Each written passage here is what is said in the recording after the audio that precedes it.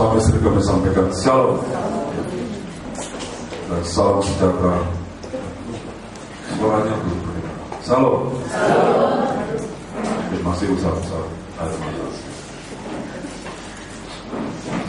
Baik saudara, salam sejahtera juga bagi saudara jemaat Tuhan yang memiliki pada alat komunikasi.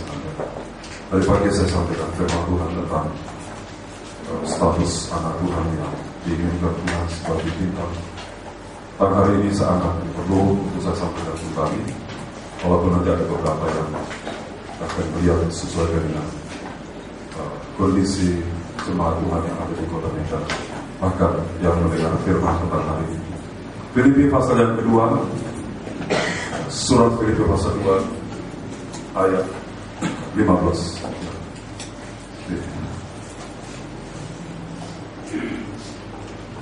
Bahasa Inggris bisa disiapkan juga. Surat Filipi pasal 2 ayat 15. Untuk pembacaan pertama, ayat kita baca bersama. Supaya kamu tiada beraib, tiada bernoda, sebagai anak-anak Allah yang tidak bercelah dengan angkatan yang bengkok hatinya dan yang sesat, sehingga kamu bercahaya di antara mereka seperti bintang-bintang di dunia. Oke, next.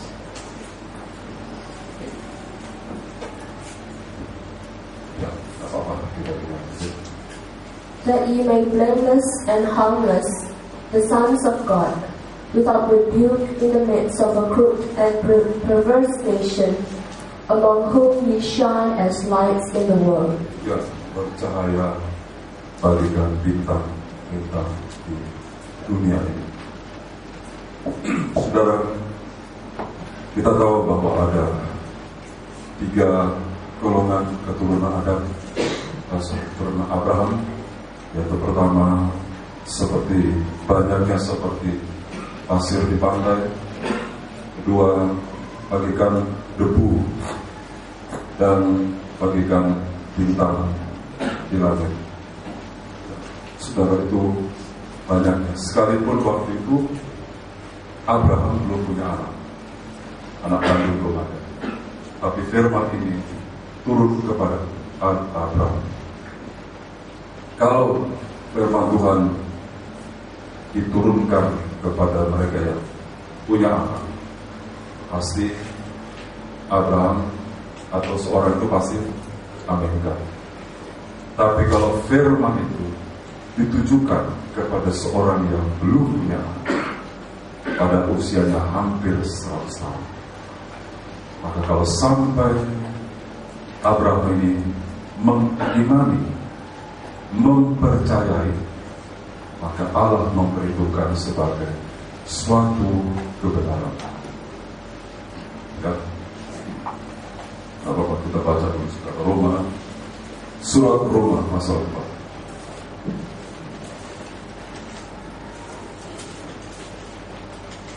ayat 3.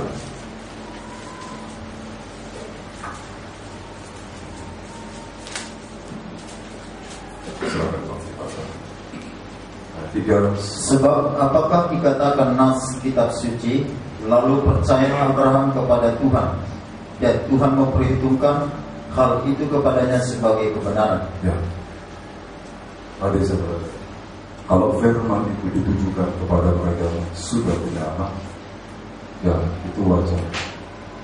Tapi kalau ditujukan kepada yang belum punya anak, waktu itu usianya sudah mendekati 100 tahun, maka kalau sampai Abraham itu percaya, Allah memperhitungkannya sebagai suatu kebenaran. Kalau Tuhan mengatakan kamu diberkati, kita bisa aminkan.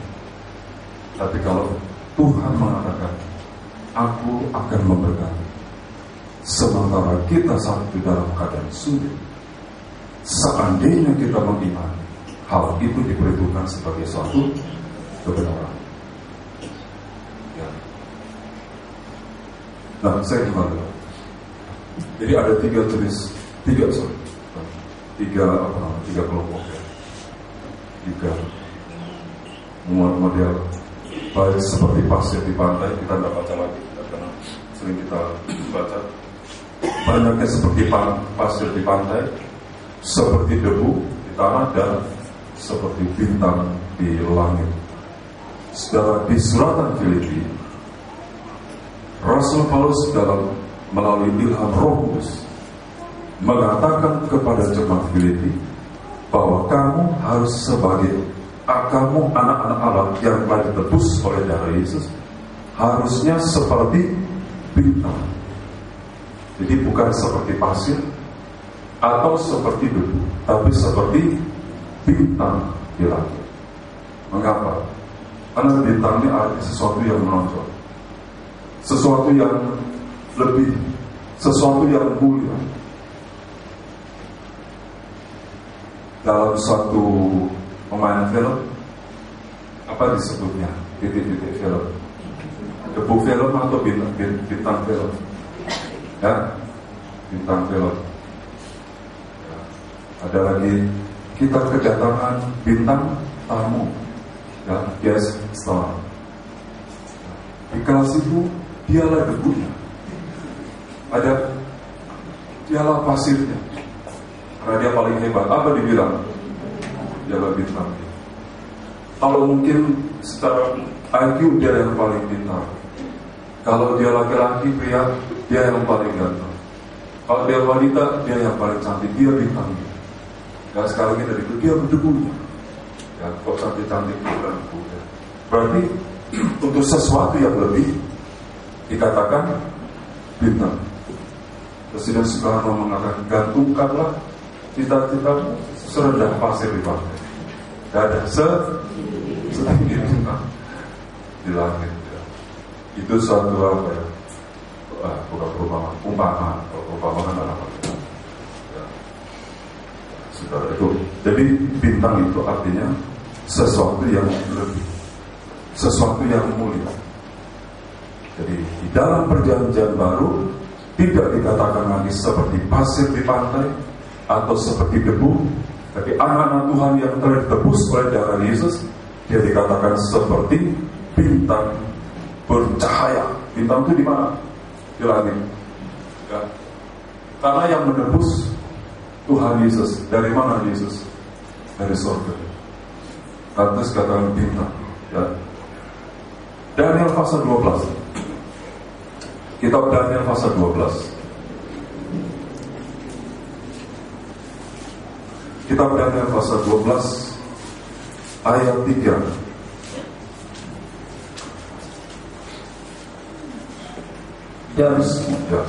Dan orang-orang bijaksana akan bercahaya seperti cahaya cakrawala. Dan yang telah menuntun banyak orang kepada kebenaran. Menuntun banyak orang, atau dalam terjemahan lama, guru-guru. Ini bicara hamba Tuhan, ya, yang sudah menuntun banyak orang terus kepada kebenaran, ya, seperti bintang-bintang, tetap untuk selama-lamanya. Baik jemaat maupun hamba Tuhan harus bagaikan bintang. Amin. Bukan seperti pasir atau seperti debu, tapi nilai bintang bisa sama seperti pasir dan debu jika bintang ini jatuh. Jika bintang ini jatuh, dia sama dengan pasir dan debu. Ya. Karena itu jangan, jika Tuhan sudah mengangkat kita itu begitu tinggi nilainya di hadapan Tuhan, hargai pengorbanan Kristus itu. Jangan tukarkan keselamatan itu dengan setumpuk uang yang hanya bisa dinikmati sesaat saja. Hargai keselamatan melebihi segala-galanya. Jangan menyerah jika kita miskin, dan jangan kita sombong jika Tuhan memberkati.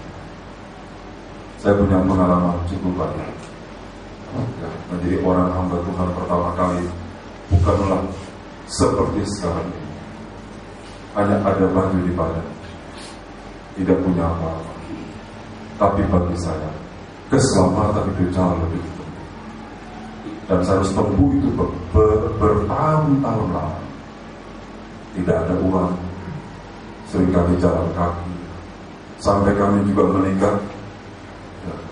Ya terus terang aja saudara, kami itu bergolong orang yang sederhana. Kita yang penting diberkati. Berkat yang kami terima waktu itu, kami bersepakat untuk membangun gereja.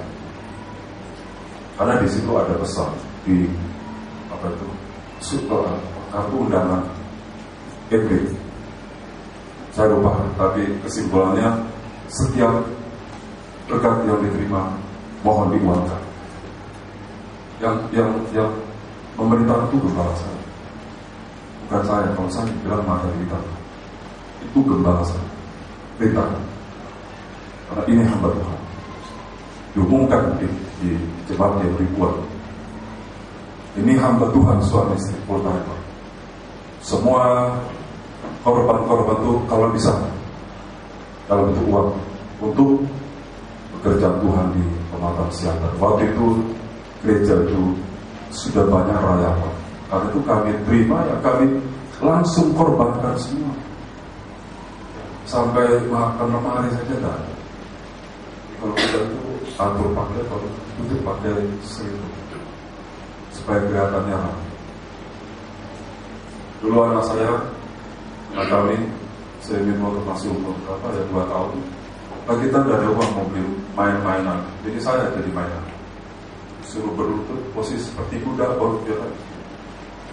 Oh, ayo, yang saya sih senang aja. Tapi anak ini berat, saya sudah mau putus, tapi dia senang sekali. Ya tidak apa-apa lah, bapaknya jadi mainan dulu. Mau beli tapi belum punya uang. Kita lalui semuanya. Bagi kita itu keselamatan melebihi segala-galanya. Mungkin bagi orang yang susah mengatakan, aku tidak butuh itu, aku butuh makanan. Tidak. Nah, kami ini bukan hamba Tuhan yang dari awal sublek begitu. Kita lewati semuanya bersama Tuhan. Kata satu pujian, ku bersamamu Tuhan, ku lewati semua. Indah ya. Nah, tapi praktiknya kalau di gereja itu bilang penyertaan Tuhan. Waduh, nanti di luar mana Tuhan ini menyanyi memang kita, tapi harus juga menyanyi. Amin. Jangan menyanyi nanti stres kita ada Tuhan. Jadi bintang seperti bintang di langit. Ya, saudara, dalam kitab Wahyu pasal 9, mari kita akan bacakan Wahyu 9 ayat 1. Kitab Wahyu pasal 9 ayat 1. Sangkakala yang kelima. Lalu malaikat yang kelima meniup sangkakalanya, dan aku melihat sebuah bintang yang jatuh dari langit ke atas bumi, ya. Dan kepadanya diberikan anak kunci lubang jurang. Ya, siapa bintang yang jatuh ini? Lucifer. Dari mana sudah? Jatuhnya dari mana? Dari langit, surga sana. Bayangkan sudah, Lucifer, malaikat bintang. Artinya di antara malaikat dia bintangnya. Ada 3 malaikat high ranking tinggi. Mikael itu pemimpin bantara kerajaan surga. Yang kedua Gabriel, itu pembawa berita. Yang ketiga Lucifer, pemimpin puji-pujian di surga. Yang orang jadi konduktor itu pemimpin pujian sudah bangga. Itu Lucifer berapa ribu laksa malaikat, dia pemimpinnya. Berarti dia ada kelebihannya dibanding dengan malaikat-malaikat lain. Jatuh ke dalam dosa. Siapa yang menjatuhkan? Keakuan, kesombongan. Ya, saudara bisa bayangkan, kalau Lucifer, malaikat, bisa jatuh, ini sudah di surga, apalagi kita di utara. Karena itu saudara, Tuhan juga memberikan kita satu jalan keluar, supaya kalau kita bintang, baik di masyarakat, bintang ya, di pelayanan, saudara, wah dia hebat, dia lebih, dia ini, dia itu, dia ini. Hati-hati, bintang itu bisa jatuh. Apakah dia sidang jemaat ataupun hamba Tuhan, hamba-hamba Tuhan yang brilian, itu bintang jemaat. Seperti orang Majus dituntut oleh bintang. Orang Majus itu sudah orang kaya, sudah pembesar, dituntut oleh bintang, berarti bintang lebih lagi dari orang-orang Majus. Tanda-tanda di sini sudah saya angkat perlu untuk kita baca. Yesaya pasal 28 dengan agak sedikit cepat. Ayat 11 ya. Yesaya 28 ayat 11.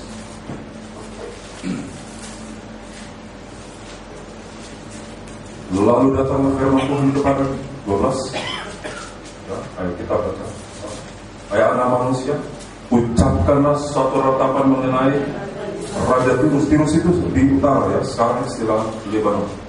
Raja Tirus itu adalah bayangan dari Lucifer, titisan, jelmaan dari bayangan murni dari setan, Lucifer. Katakanlah kepadanya, beginilah firman Tuhan Allah, terus gambar dari kesempurnaan engkau, penuh hikmat dan bayangkan. Ayat 13, engkau di Taman Eden, ya, yaitu Taman Allah, ya, itu surga maksudnya. Penuh segala batu permata yang berharga, segala batu permata, ya. Terus yaspis merah, terus krisolit, terus dan yaspis hijau, ya, permata pirus, krisopras dan nefrit, ya, lasurit, batu darah dan malakit. Terus tempat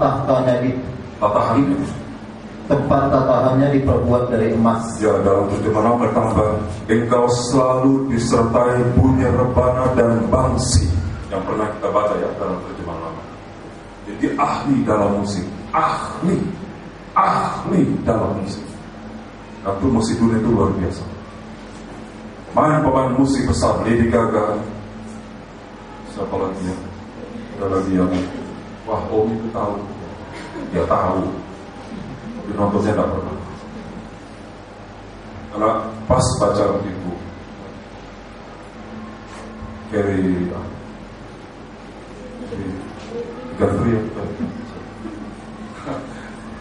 Katy Perry ya.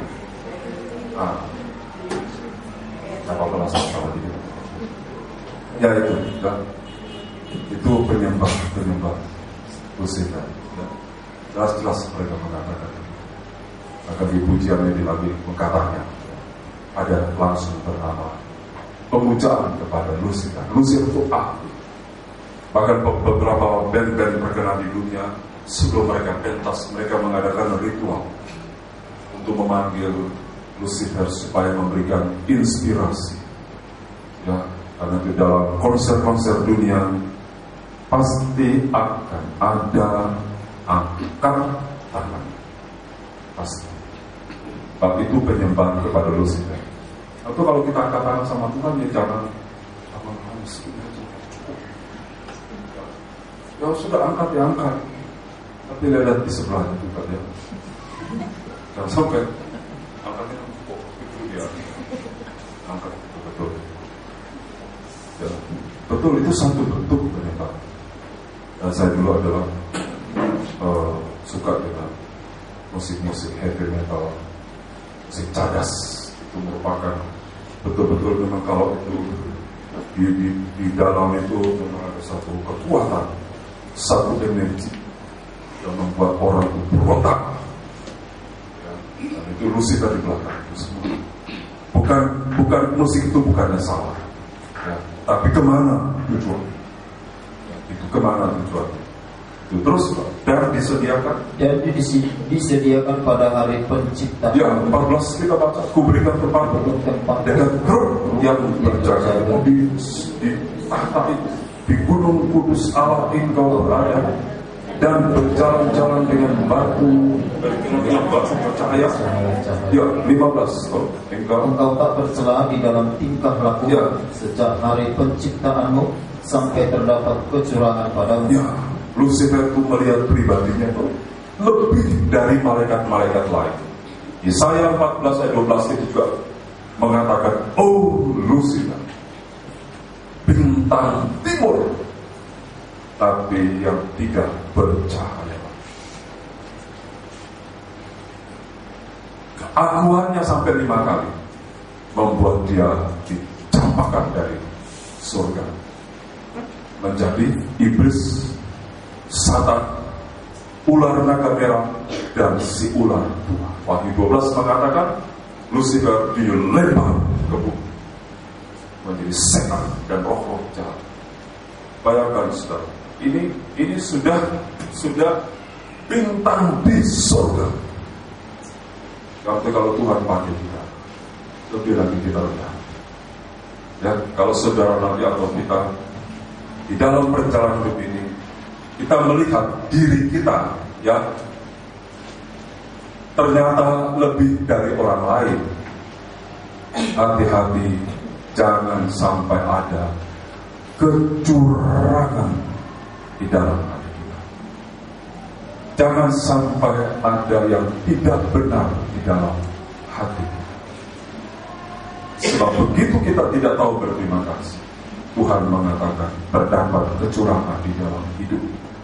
Kalau kita sudah dikira kalangan kami sudah ya, di kalangan kita hamba Tuhan, hati-hati kalau sudah merasa lebih daripada yang lain, kemudian bertindak di luar kebenaran firman Allah, surga tidak ada. Tidak ada tempat bagi orang semacam. Wahyu 12, Lucifer tidak ada tempat lagi di surga. Di sini katakan Wahyu 9, bintang itu jatuh dari langit atas bumi, dan kepadanya diberikan anak kunci lubang jurang maut, itu neraka. Neraka adalah tempat yang wajar bagi bintang-bintang yang jatuh. Mungkin kita mengatakan dia belum apa, sampai hari ini masih ada di muka bumi, berjalan dengan sehat, tapi Alkitab sudah menggariskan sekali waktu nanti dia jatuh. Tempatnya adalah di neraka. Dan saudara, jadi jangan kita, karena itu firman Tuhan mengatakan, anggaplah orang lain lebih. Sekali lagi saudaraku, sekali lagi sebagai hamba Tuhan, saya memperingatkan, terutama kepada diriku sendiri, kami suami istri, hati-hati jika kita sudah melihat bahwa kita ada kelebihan di antara anak-anak Tuhan yang lain. Jangan sampai hati kita menghakimi, jangan mohon kemurahan Tuhan, jangan. Tapi itu juga berharga di mata Tuhan. Itu ditebus oleh darah Yesus. Amin. Itu adalah permata-permatanya Tuhan. Jangan kita anggap kecil. Untuk kemudian kita bertindak seenaknya, berkata-kata seenaknya, ya, bersikap seenaknya. Karena Tuhan di surga itu tahu.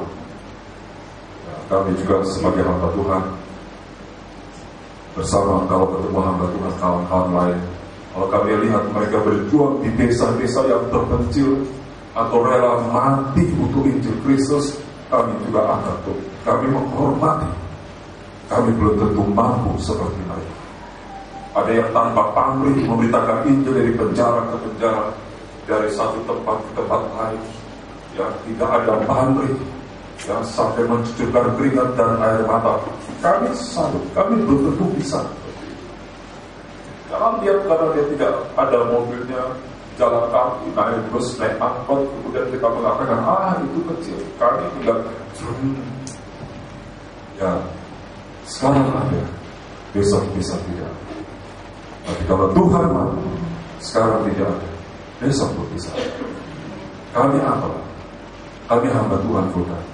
Dulu pun kami tidak punya, sekarang Tuhan percayakan. Tapi kalau toh itu ada, kita tahu siapa itu yang memberikan. Itu hanya diberikan saja sementara. Dan Lucifer melihat dia ada kelebihan dari lain, Kemudian dia tidak menyembah Tuhan. Akhirnya Tuhan, dia menjadi setan dan iblis. Bahaya.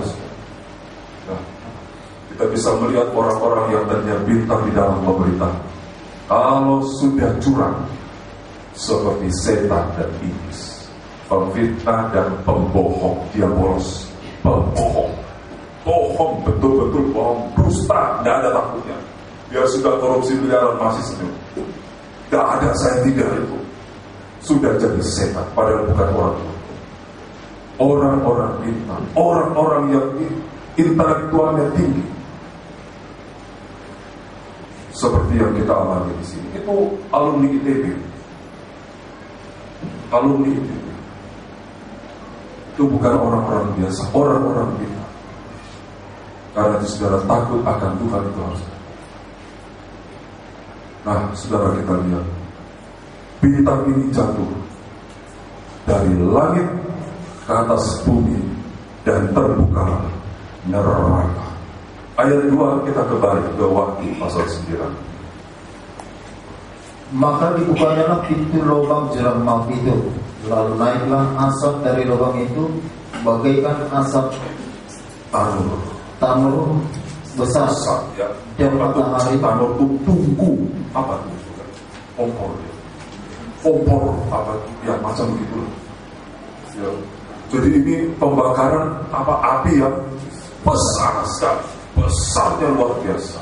Itu tanur besar terus, dan matahari dan angkasa menjadi gelap oleh asap lubang itu. Saudara bisa bayangkan, kalau neraka ini dibuka, maka asap dari neraka itu naik. Sekarang belum dibuka. Kita pernah mengalami asap dari kebakaran hutan.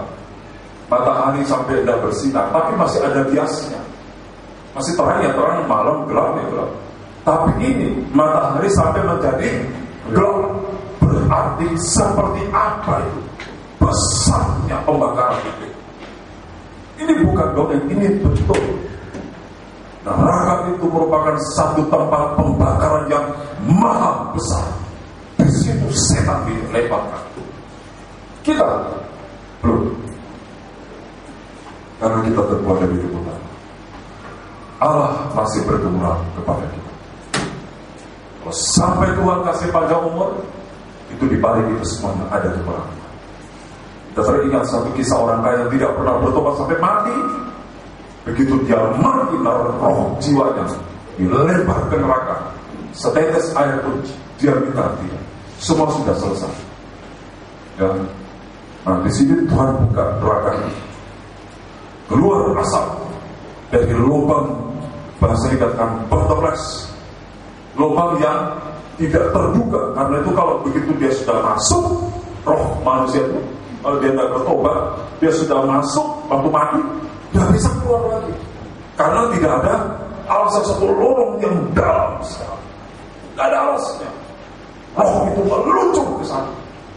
Waktu Bapak orang mengatakan, antara kamu yang di neraka dengan kami yang di surga, itu tidak bisa terseberangi. Karena surga itu maha tinggi, neraka itu maha dalam. Saya tidak peduli. Jangan dipikir karena ini zaman modern jadi hal semacam itu sudah kurang, tidak. Harus saya sampaikan itu, supaya kita tuh disentakkan dalam hidup sekali. Jangan sampai terjeblos. Karena di sini dikatakan, saudara, ayatnya ke apa ini? Ya, 20, ayat 20. Ayat 20. Tetapi manusia lain yang tidak mati oleh malapetaka itu, tidak juga bertobat dari perbuatan tangan mereka. Mereka tidak berhenti menyembah roh-roh jahat dan berhala-berhala dari emas dan perak, dari tembaga, batu dan kayu yang tidak dapat melihat atau mendengar atau berjalan. Dan mereka tidak bertobat daripada pembunuhan, sihir, percabulan dan pencurian. Sampai mana? Saudara perhatikan, tadinya belum bertobat. Kemudian yang kedua, tidak mau bertobat. Terakhir, tidak bisa lagi bertobat. Saya mengerti dari belum bertobat, kemudian Tuhan sadarkan tidak mau bertobat, berhenti kembali sama Tuhan, tetap keras hati, akhirnya tidak bisa bertobat sampai mati. Dan itu neraka itu tempat. Wah, kalau surga tempatnya orang ini, ya kita begitu saja. Tapi ini neraka. Ya, tolong bahasa Inggris ayat 1. Ya, sorry.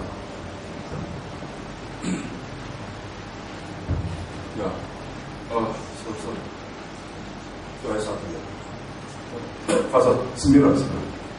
Ayat 1 pasal 9. Satu lagi.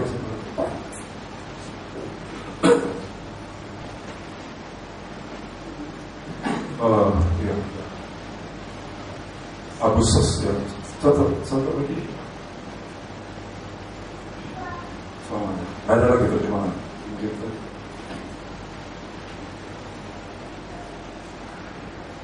Ya, Agustus ya. Amplified Bible. Okay. Then the fifth angel blew his trumpet, and I saw a star that had fallen from the sky to the earth, and to the angel was given the key of the shaft of the abyss, the bottomless pit. Ya, abyss itu bahasa Yunani, artinya the bottomless pit. Tidak ada alasnya. Ya, tidak alasnya. Jadi kalau disembayangi sudah mati, tidak bisa.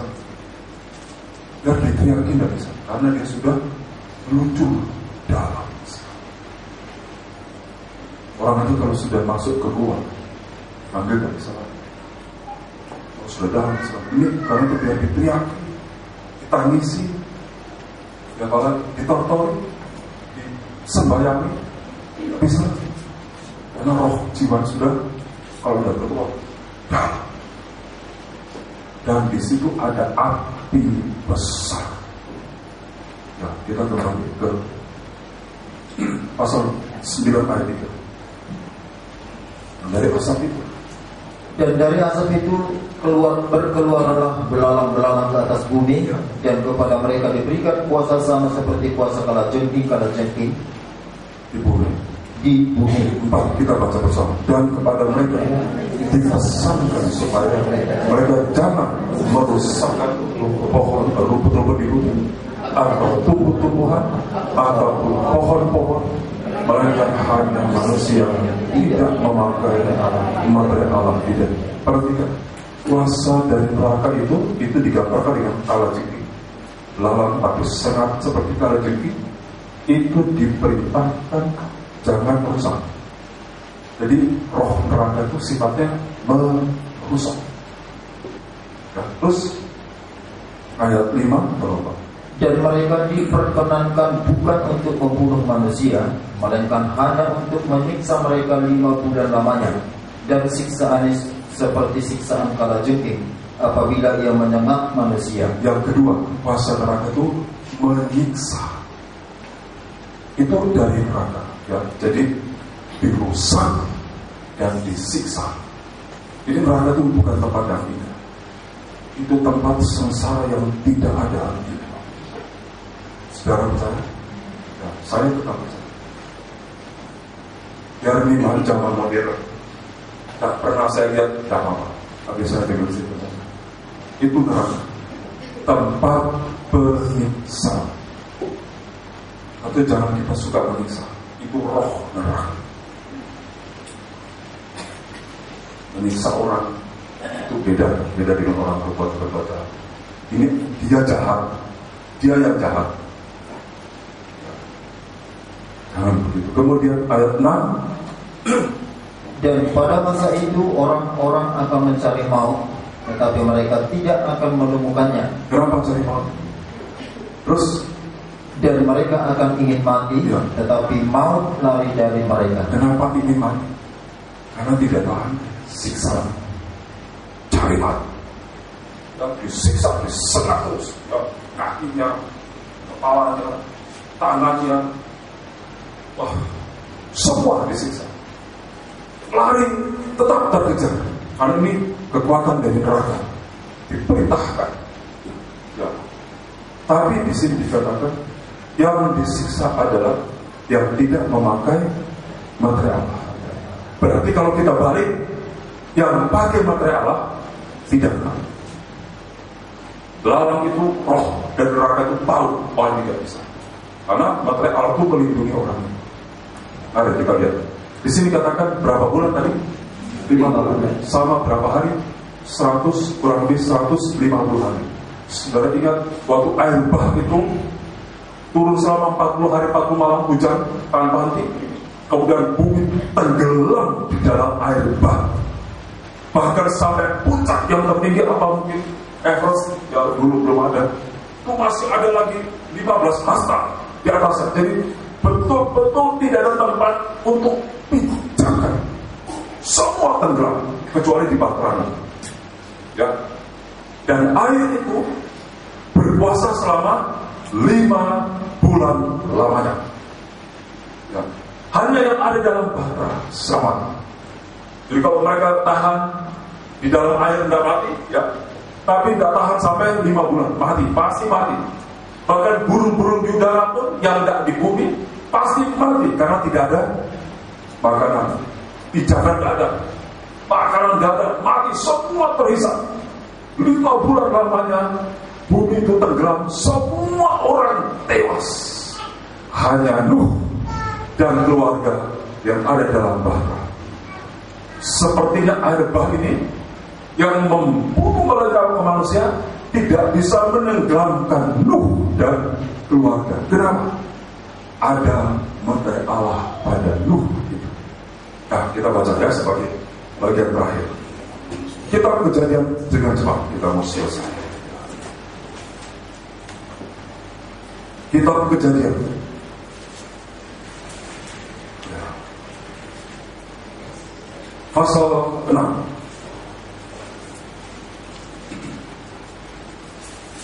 Ayat 8. Ayat 8. 6 pasal 6 ayat 8. Tetapi Nuh mendapat kasih karunia di mata Tuhan. Ya, 13 ayat 13. Berfirmanlah Allah kepada Nuh, Aku telah memutuskan untuk mengakhiri hidup segala makhluk, sebab bumi telah penuh dengan kekerasan oleh mereka. Jadi aku akan memusnahkan mereka bersama-sama dengan bumi. Ya, jadi nanti Tuhan akan turunkan hujan. Pasal 7 ayat 4 kita baca. Sebab pasal 7 ayat 4, sebab 7 hari lagi aku akan menurunkan hujan ke atas bumi 40 hari 40 malam lamanya, dan aku akan menghapuskan dari muka bumi segala yang ada yang aku jadikan. Ya, berapa hari hujan? 40 hari 40 malam hujan dari atas, dan Tuhan buka mata air dari itu, sehingga air dari atas turun, air dari bawah naik. Habislah manusia. Tapi Nuh, dia memiliki materai Allah. Apa itu materinya? Kita baca. Ini kita baca bersama. Ayat 9. Ini materai Allah yang ada pada Nuh. Inilah riwayat Nuh. Ayat 9 pasal 6. Pasal. Inilah riwayat Nuh. 1. Nuh adalah seorang yang benar. 1. 2. Di antara orang-orang sama, tidak bercela di antara orang-orang samanya, sama dengan bintang yang bercahaya. Yang kedua, tidak bercela artinya kudus. Ini materai yang kedua. Yang ketiga, dan Nuh itu hidup bergaul dengan Allah, artinya saleh. Dulu belum ada gereja, belum ada penggembala, tapi Nuh bisa bergaul dengan Allah. Ini 3 materai yang ada pada Nuh. 1, hidup benar. Orang benar, hidup benar, dan memberitakan kebenaran, kata surat Petrus. Nuh, seorang pemberita kebenaran dan hidup benar. Itu artinya Nuh menyampaikan firman Allah dan melakukan. Berarti Nuh menjadi teladan. Ya, Nuh menjadi teladan. 1 adalah benar, ya. 2 tidak bercela, kudus. 3 saleh. Cukup dengan ini, air bah tidak bisa menyentuh Nuh. pesankan, kalau dulu air bah, nanti waktu 9, kuasa neraka dilepas. Segala tindakan-tindakan teror, meledakkan bom bunuh diri, dan sebagainya, bertujuan menyiksa orang dari hati jahat, itu kuasa neraka yang lain. Itu belum seberapa.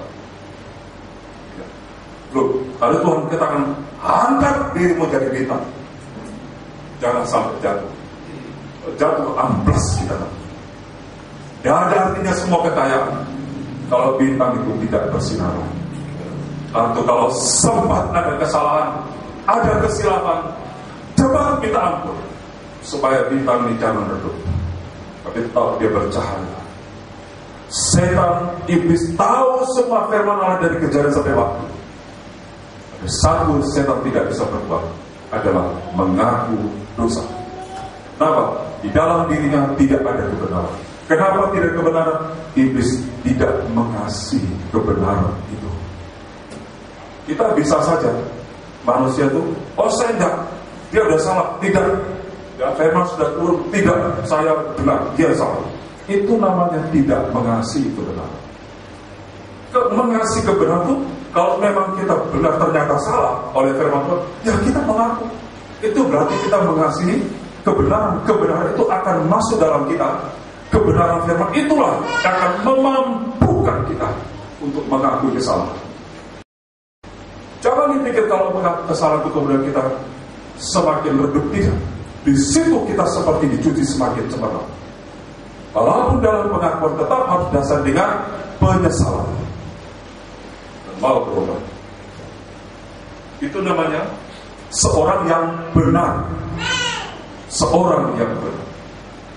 Ya. Dengan cepat 1 Petrus pasal 4. Ya, sama nanti sekali. 1 Petrus pasal 4.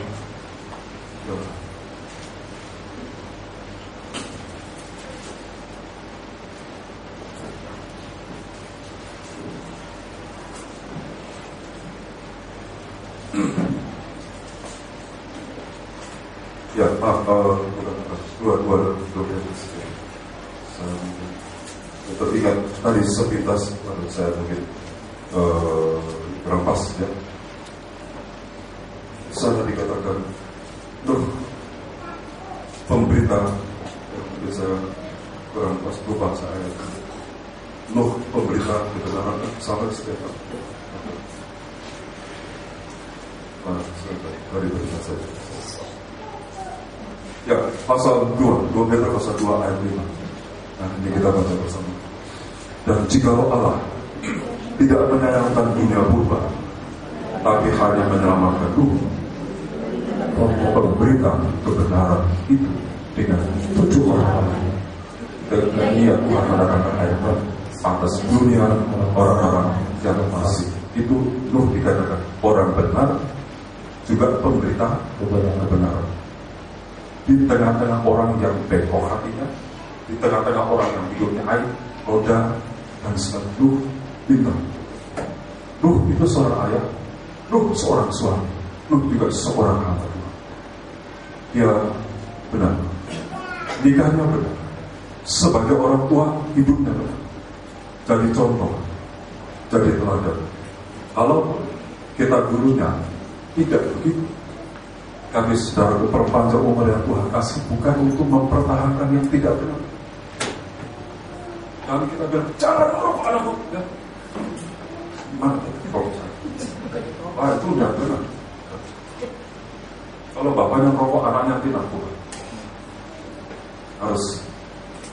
Nah, pemberita kebenaran berarti lu juga seorang hamba Tuhan. Saya sampaikan kebenaran. Kadang-kadang kebenaran tidak selalu identik dengan kekayaan, tidak selalu identik dengan berkat. Di sini mah hidup benar, hidup kudus, benar kudus. Di sana tuh kaya berkat sana. Tapi kalau saya di sini sampaikan kebenaran, itu matra Allah. Amin. Mau selamat atau tidak di kuasa neraka, harus ada matra. Belajar hidup benar. Di Dimulai dari kami hamba Tuhan. Nikahnya benar, keuangannya benar, penyembahannya benar, pengajarannya benar, hatinya pun benar, tulus, suci, tidak ada motivasi lain. Hidup semata-mata untuk kebenaran Tuhan. Hidup untuk menuntun jiwa-jiwa, kata Daniel 12, kepada kebenaran. Hanya itu saja, dan yang lain. Bukan untuk hanya menumpuk kekayaan, kemudian bersenang-senang di dunia, tidak. Dijauhkan Tuhan dari hati demikian. Kami mengetahui juga sebagai pemberita kebenaran dan hidup benar. Banyak orang bicara benar, tapi sedikit berbuat benar. Nuh ini beritakan kebenaran di tengah-tengah orang yang tidak benar. Nuh tidak mau terpengaruh. Sekarang ada banyak model hamba Tuhan, dan jemaat punya banyak pilihan. Oh, datang ke gereja, tidak datang ke gereja tinggal tekan channel saja. Tidak ada arahkan parabola entah kemana. Ada banyak hamba Tuhan dalam dunia. Tapi saya didik saudara, jika saudara mencari seorang hamba Tuhan, carilah hamba Tuhan pemberita kebenaran. Amin. Dan hidupnya benar. Kalau dia nikah, nikahnya benar. Kalau dia sebagai orang tua yang benar. Supaya seperti Nuh, pemberita kebenaran. Istrinya selamat, 3 anaknya diselamatkan, mantunya juga diselamatkan. Karena mereka dengar-dengaran kepada pemberita kebenaran. Sampai Rasul Paulus katakan, awasi diri, awasi ajaran, supaya dengan berbuat demikian berselamat, dan orang yang mendengarkan engkau juga selamat. Kita mau tujuan kemana? Mau ke surga, men, harus selamat. Kalau hanya mau kaya, jangan ke sini. Cari tempat lain, ke gua sana, ke gunung Kawi sana. Tapi sudah banyak orang mengejar kekayaan, anaknya jadi tumbal. Kita kembali sama Tuhan. Amin. Tidak ada yang mengasihi kita seperti Yesus mengasihi. Jadilah bintang sebagai ayat terakhir, supaya bintang ini jangan jatuh. Kita baca sebagai ayat terakhir. Kembali ke Filipi, pasal yang Filipi. Ini kita baca bersama. Kita akan terima berjamaah.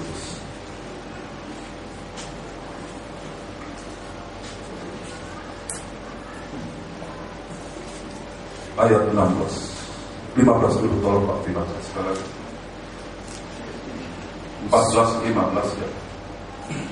Lakukanlah segala sesuatu dengan tidak bersungut-sungut dan berbantah-bantahan, supaya kamu tiada beraib dan tiada bernoda, sebagai anak-anak Allah yang tidak tercela di tengah-tengah angkatan yang bengkok hatinya. Dengan kata lain, katakan tadi, lakukan segala sesuatu tidak sungguh-sungguh dan berbantah-bantahan. Ya, itu berarti kita hindari perbantahan. Ya. Terus tadi sampai itu, supaya kamu tiada beraib dan tiada bernoda, sebagai anak-anak Allah yang tidak bercela di tengah-tengah angkatan yang bengkok hatinya, ya, dan yang sesat ini. Terus.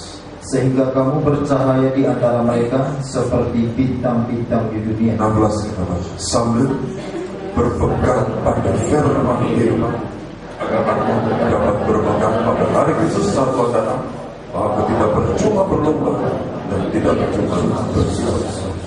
Jadi kami bersusah-susah, tapi kami tidak mau berakhir dengan sia-sia.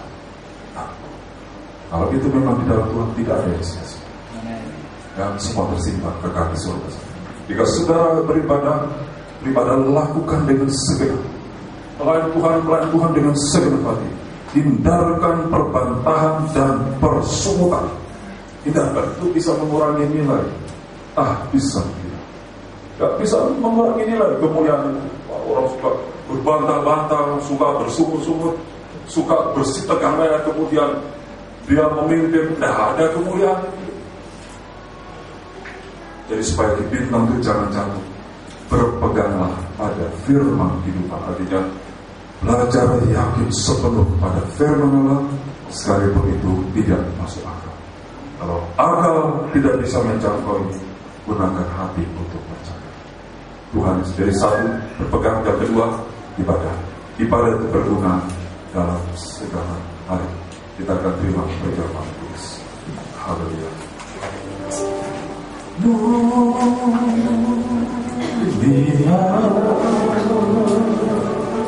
Kita bangkit dari semua.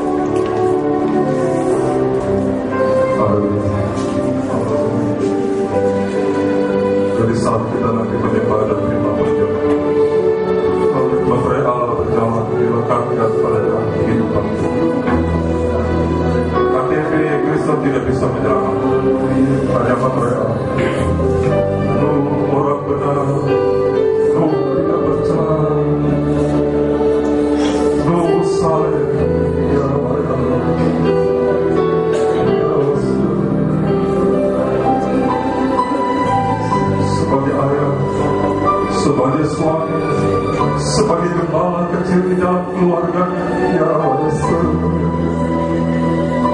ya Rasul. Kesulitan hidup yang dialami di jalan hidup sama dengan kita. Tidak ada bedanya, itu juga hidup keras, hidup susah, tapi dia bertahan.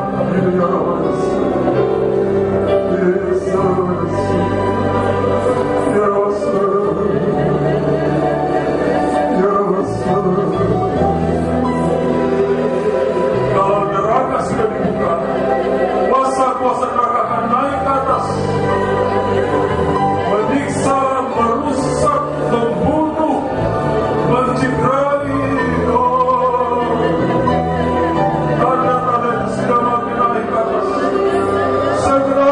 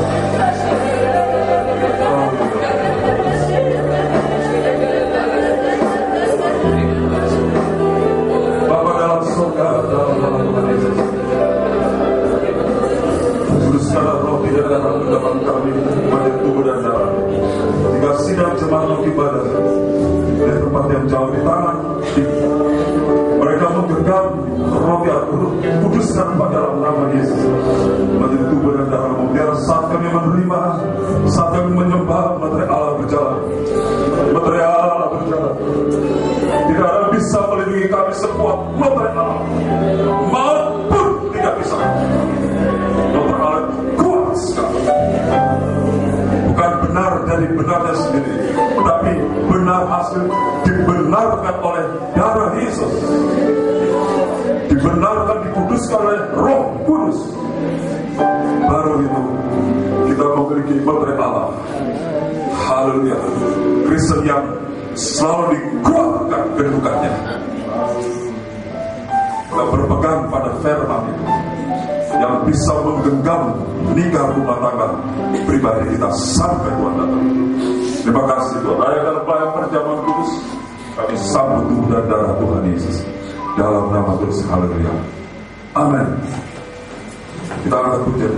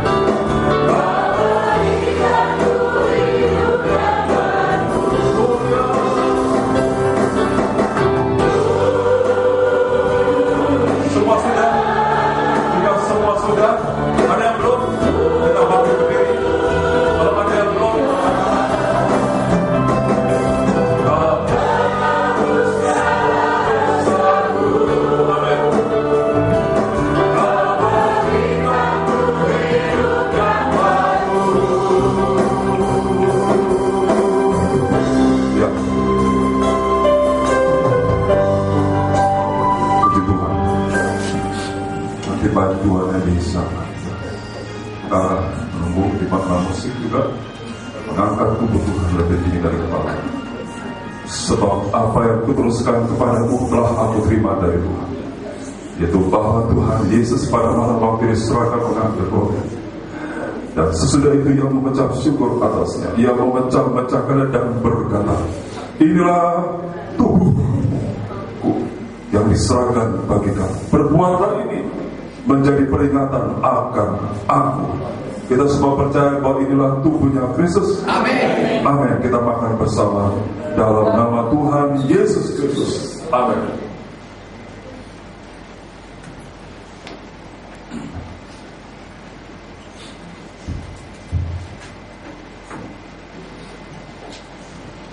Haleluya.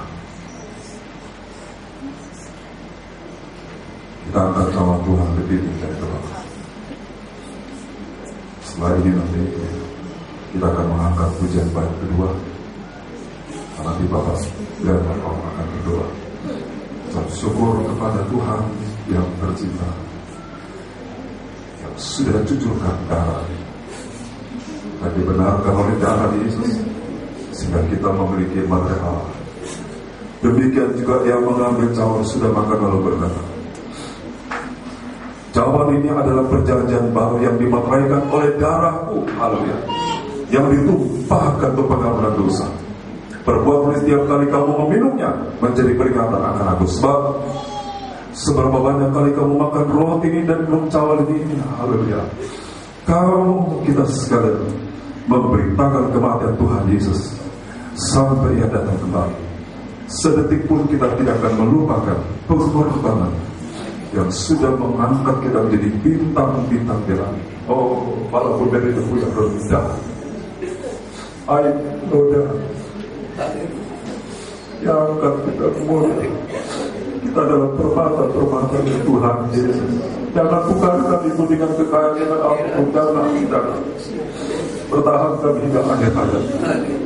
Kita semua percaya inilah darahnya Kristus. Amin. Amin. Kita minum bersama dalam nama Tuhan Yesus Kristus. Amin. Baik yang kedua, modulasi yang pas.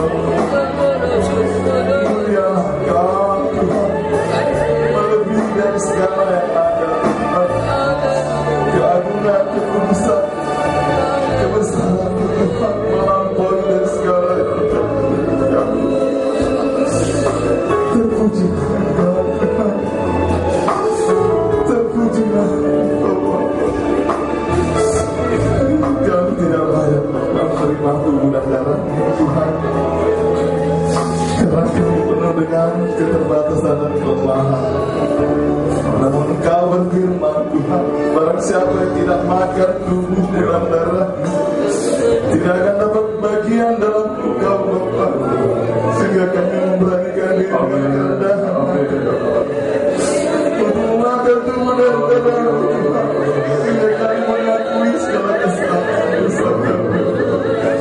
Kami penuh dengan kelemahan Tuhan, tolong kami Bapa. Tidak ada yang datang kepadamu Tuhan kalau tidak dikaruniakan Tuhan. Inilah kami datang Tuhan, dengan merendahkan hati, mengakui segala pelanggaran kami. Kami datang kepada-Mu, sehingga hidup ini Tuhan, setiap nafas, desahan nafas, detakan jantung ini Bapa, kami akan mempermuliakan nama-Mu Bapa dalam segenap hidup kami. Terima kasih Bapa, terima kasih. Kami tak bisa membalas segala kebaikan begitu besar Bapa. Kami hanya bisa menyembah-Mu Tuhan dengan segenap hati kami. Kami mencintai dan mengasihi Engkau dengan segala kekurangan dan keterbatasan kami, sehingga darah-Mu yang suci menyempurnakan segala kekurangan kami Bapa.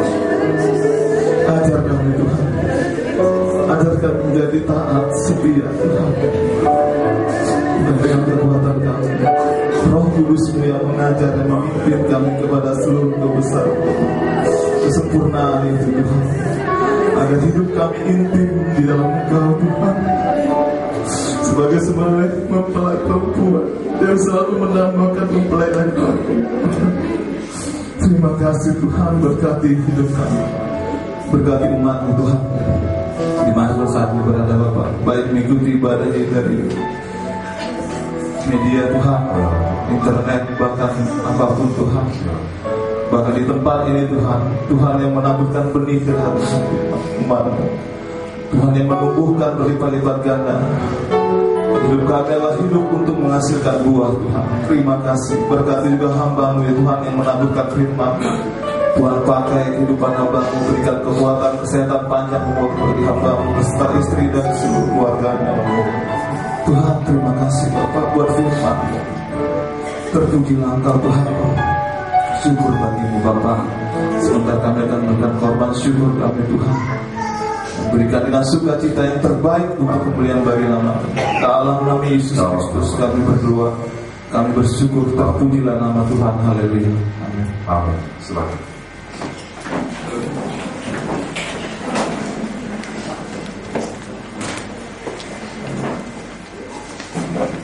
Saudara,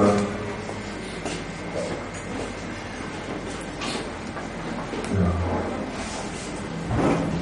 ini sudah. Ya. Kemarin tanggal 4 Februari ada saya ketik Februari Kamis malam ada satu keluarga korban, tapi ini 500.000 untuk pembangunan gereja, dan saya sudah setorkan langsung ke transfer ke rekening pembangunan gereja yang 1 juta Februari 24 Januari tanggal 1. Memang tadi Pak Doni dengan keluarga pada di center pas liburan, mereka katakan kalau tidak ada pengumuman semuanya masuk kas gereja, kas gereja. Jadi kan katakan tadi tanggal 1 Februari satu keluarga transfer korban 1 juta untuk pembangunan, dan kemarin di Kamis tanggal 4 Februari 500.000 ya, nanti kalau di Februari, dan saya sudah langsung transferkan ke rekening gereja. Mungkin sudah 300 juta lebih ya. Tuhan dimudahkan. Amin. Amin. Haleluya. Saudara, yang kedua, saya mengambil waktu sedikit bahwa jika Tuhan izinkan akan ada kekayaan Paskah tanggal 6 Mei di Bekasi, Hotel Horizon masih di kita pakai tanggal 6 ya, jam 3 sore. Itu hari Jumat. Maka tanggal 5 nanti akan diumumkan nanti di Mongkos akan baru saya umumkan tanggal 5 Mei itu hari kenaikan merah. Ya, Kamis tanggal 5 Mei itu hari kenaikan. Biasanya Medan pagi, Siantar sore. Atau kalau itu lokal, maka tanggal 5 ya, hari kenaikan. Kalau besoknya Pasca di KKR Pasca di Bekasi tanggal 6 Mei. Pengalaman kemarin kita berangkat selesai saya pelayanan di sini, langsung terbang kami berangkat ke Bekasi dan hanya beda 1 jam, 2 jam kurang sedikit. Sampai di hotel setelah sebentar mandi sembahyang langsung naik ke lantai 10 untuk pelayanan. Tegar sekali, cukup berat secara fisik. Nah, saudara, karena itu kami ambil kesimpulan kalau Tuhan izinkan minimal 1 malam kami sudah harusnya tiba di Bekasi. Kalau kami datang hanya ikut fellowship dan kita dari sini langsung ke tempat acara karena saya hanya ikut. Tapi saya datang memberitakan Injil firman Tuhan. Maka ada lebih baik kalau 1 malam itu kami sudah di lokasi, sehingga waktu istirahat, sembahyang untuk ibadah KKR Pasca tanggal 6. Karena itu kalau Tuhan izinkan, ya, tadi saya umumkan di Siantar, jika Tuhan izinkan, maka kebaktian kenaikan tanggal 5 Mei, ya mungkin yang 200 catat, mungkin hari itu akan disediakan tanggal 5 Mei. Jika Tuhan izinkan, ibadah kenaikan itu 2 malam akan digabung, ya, sekaligus Pasca, ya. Di Medan, dan kalau perhatikan lokasinya di sekitar Jalan Singa Mengajar, antara Simpang Limun ke arah atas. Karena kalau jam 1 tanggal 5 Mei ibadah kenaikan 20 malam digabung, dimulai pada jam 1 siang. Karena ini bukan Natal, tidak terlalu banyak acara, maka diperkirakan jam 3 lebih sedikit sudah selesai. Maka kami jam 4 sore langsung berangkat menuju ke airport. Saya dengan istri langsung juga flight terakhir Batik Air Kamis itu ya, langsung ke Jakarta, Halim langsung ke hotel. Mungkin kalau tidak ada halangan sekitar jam 10 malam kurang kami sudah masuk hotel. Jadi kita masakan waktu istirahat. Nah, besoknya jam 3 sore kami adakan kebaktian KKR Pasca di Bekasi itu. Kemudian Sabtunya kami balik ke Medan langsung ke Siantar. Nah, kalau itu terjadi, maka ibadah itu dilaksanakan di daerah Simpang Limun arah ke atas. Nah, kita cari satu tempat supaya nanti selesai langsung kami berangkat. Tidak sempat foto-fotoan, kita saudara saya foto-fotoan, ada yang berangkat.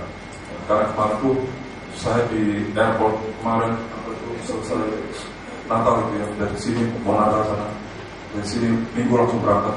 Saya di airport itu tegang, karena itu sempat delay, udah bubar semuanya. Ntar yang datang dari Bandung, dari mana-mana datang.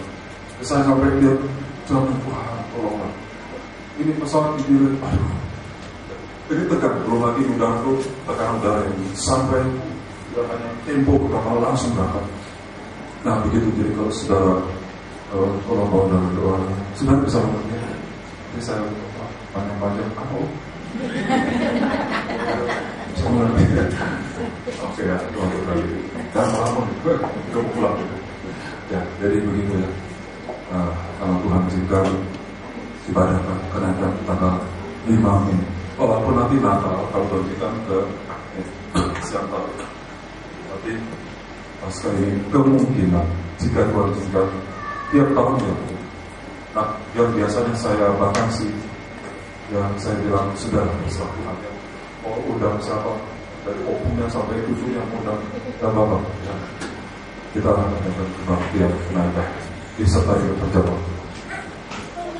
Oke, begitu ya. Belum pulang.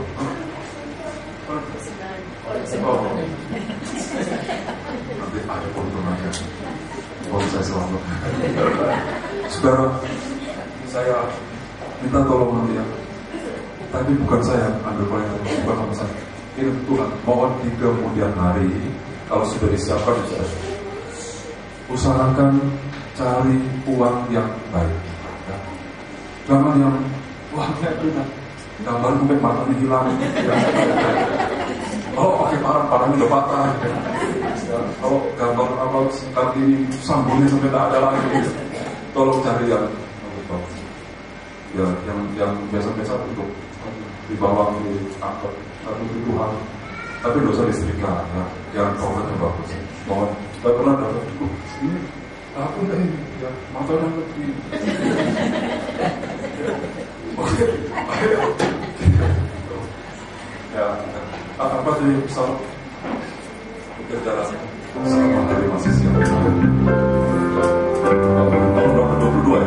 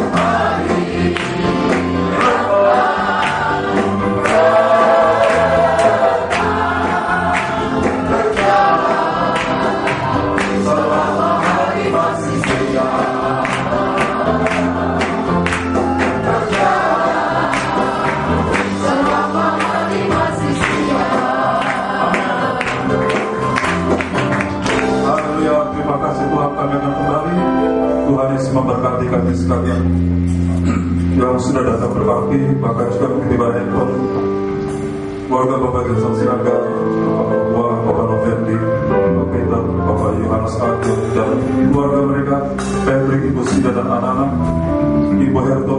Tuhan kami berdoa anaknya yang sakit dalam nama Yesus, ulurkan tanganmu, sembuhkan agar kembali bisa berbakti. Berkat dari Berlina, di Siotan Samusi sana. Berkati Ibu Lisbeth Sagara, terus kami berdoa pulihkan kembali bisa berbakti melayani Tuhan, berdiri sebagai imam-imam Tuhan di rumah-Mu. Engkau telah tebus kami semua, Engkau telah urapi kami dengan roh kemuliaan. Kami adalah bintang-bintang bagi Tuhan. Berkati Ibu Rita dan keluarga dalam perjalanan kembali ke Medan. Berkati keluarga Medan pemilik tempat ini. Selamatkan keluarga kami Tuhan, selamatkan orang tua kami, selamatkan anak-anak kami, nikah rumah tangga kami. Terima kasih Tuhan Yesus. Memberkati juga korban-korban telah kami persembahkan, dan jika Engkau izinkan, berkati Tuhan tanggal 5 Mei, hari kenaikan ibadah kenaikan 20 akan digabung di Medan. Jika Tuhan jika bukalah jalan, segala dana yang kami butuhkan, kami tidak minta, kami tidak jalankan list, kami cukup mengangkat tangan kepada Bapa kami di surga, sumber dari segala galanya yang terbaik. Berkatilah pekerjaan usaha studi mata bicara Sulus dan jemaat-Mu, dan sana bisa ambil bagian dalam mengembalikan diri-Mu, juga untuk ambil bagian dalam setiap pekabaran Injil, untuk menjangkau jiwa-jiwa baik kakaknya Paskah di Bekasi maupun tanggal 6-nya maupun kebaktian pasca kenaikan di Medan. Tuhan, Roh Kudus menerima. Terima kasih Tuhan, ibadah besok PA, Roh Kudus melalui kumpulkan kami kembali doa-doamu. Kasih kami makan terus Tuhan, air kehidupan, roti kehidupan kami senantiasa dikuatkan sampai Tuhan datang kembali. Terima kasih, mari kita akan terima berkat. Akhirnya kasihku pulanglah dengan berkat dari Allah Bapa, cinta kasih dari Pak Anak yang Tunggal Kudus, sertakan penyertaan dari kuasa Roh Kudus menyertai kita sekalian, dan juga memberkati seluruh jemaat Tuhan yang mengikuti pada handphone, film streaming, juga termasuk anak kami sharing dari film streaming. Tuhan memberkati, sama seperti Tuhan memberkati kami di sini. Kalian semua sudah menjalankan firman-Mu, Tuhan juga memberkati. Dalam nama Tuhan Yesus, kami akan doa dan tutup ibadah pada malam hari. Haleluya. Amin. Selamat untuk berkati. Shalom.